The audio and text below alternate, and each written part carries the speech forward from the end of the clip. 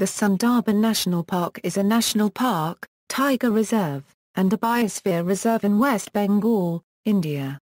It is part of the Sundarbans on the Ganges Delta, and adjacent to the Sundarbans Reserve Forest in Bangladesh.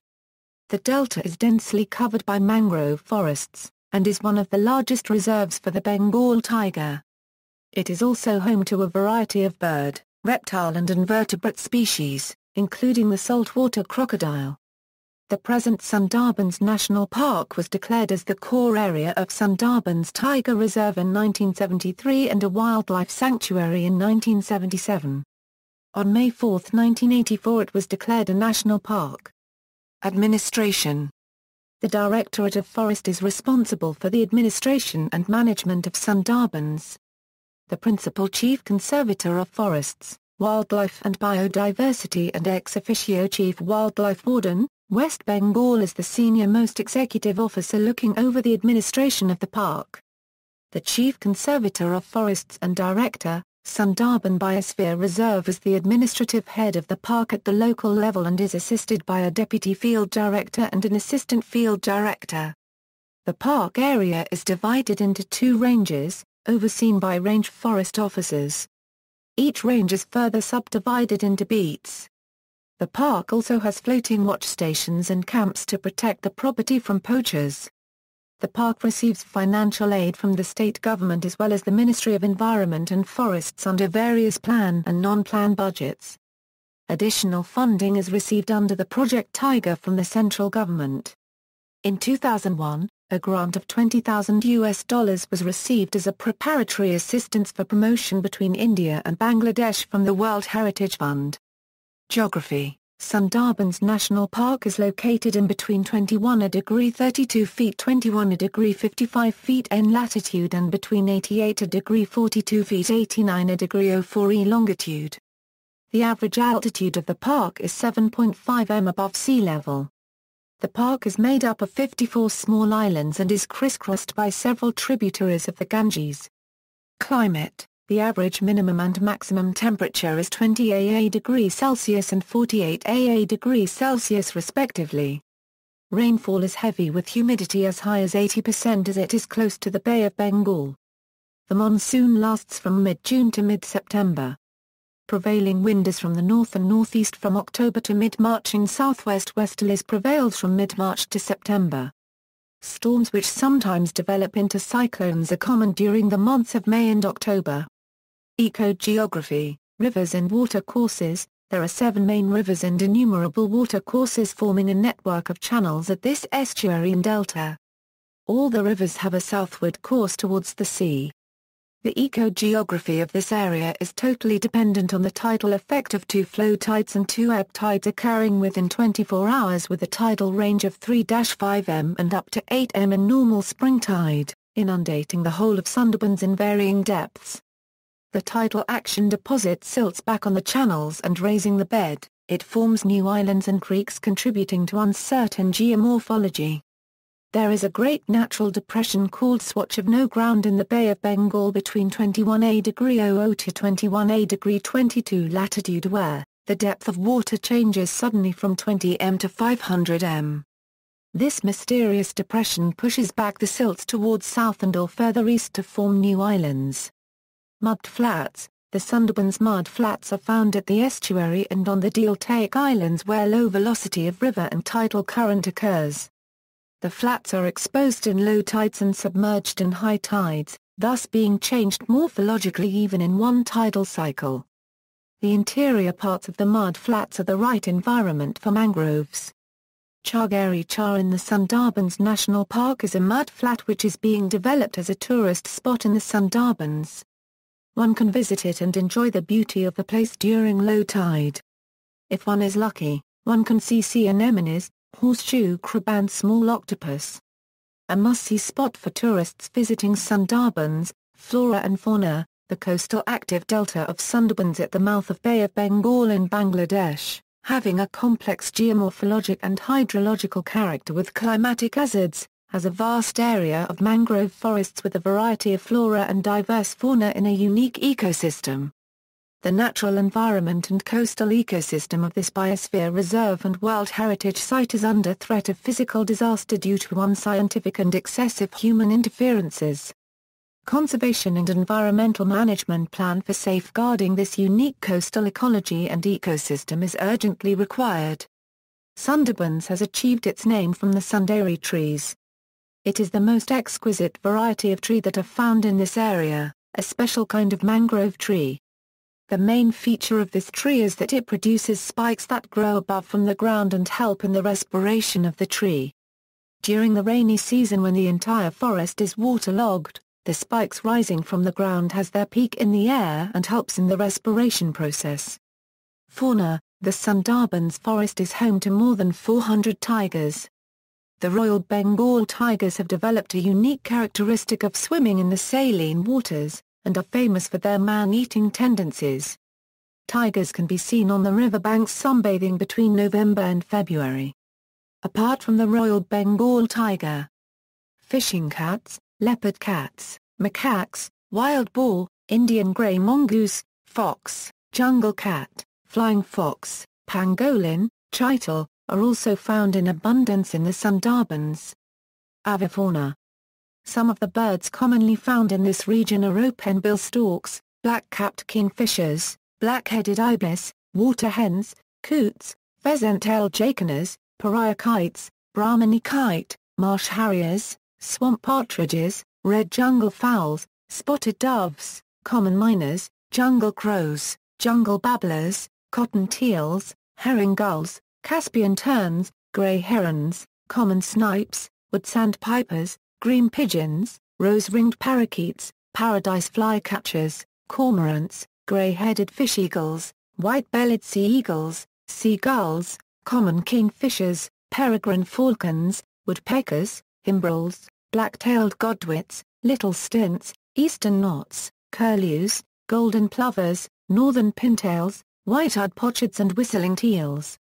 Aquafauna: some of the fish and amphibians found in the park are sawfish, butterfish, electric rays, silver carp, starfish, common carp, king crabs, prawn, shrimps, gangetic dolphins, skipping frogs, common toads and tree frogs.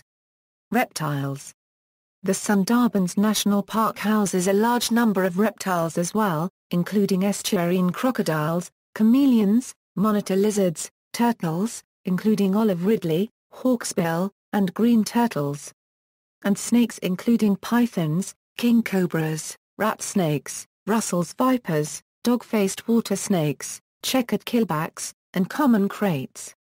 Endangered species: the endangered species that lives within the Sundarbans are Royal Bengal tiger, saltwater crocodile, river terrapin, olive ridley turtle, gangetic dolphin, ground turtle, hawksbill turtle and mangrove horseshoe crab. Marine mammals: the proposed Sundarbans Cetacean Diversity Protected Area includes the coastal waters off Sundarbans that host critical habitats for endangered cetaceans. Resident groups of Bride's whales, a newly rediscovered critical population of Irrawaddy dolphins, Ganges river dolphins, and humpback dolphins. Finless porpoises, Indo-Pacific bottlenose dolphins, spinner dolphins, and pantropical spotted dolphins are also found in this area. Management and special projects. Bengal tiger is the commonly found species in this national park. The park has had protection since its creation. The core area is free from all human disturbances like collection of wood, honey, fishing and other forest produces. However, in the buffer area fishing, honey collection and wood cutting are permitted in limited form. Protection of the park from poaching and theft of forest products is done by well-armed forest staff who patrol in motorboats and launches. Forest offices and camps are located at several important parts of the park. Anti-poaching camps are manned by 2 to 3 knowledgeable laborers under supervision of concerned beat guard range officer.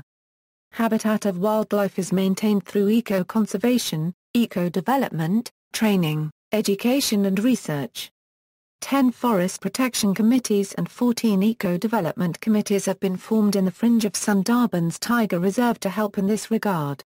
Seminars, Workshops and awareness camps are organized in the vicinity of park to educate the people on eco-conservation, eco-development and such other issues. Mangrove and other plants are planted in the fringe area to meet the local need of fuel wood for about 1,000 villages and to conserve the buffer area.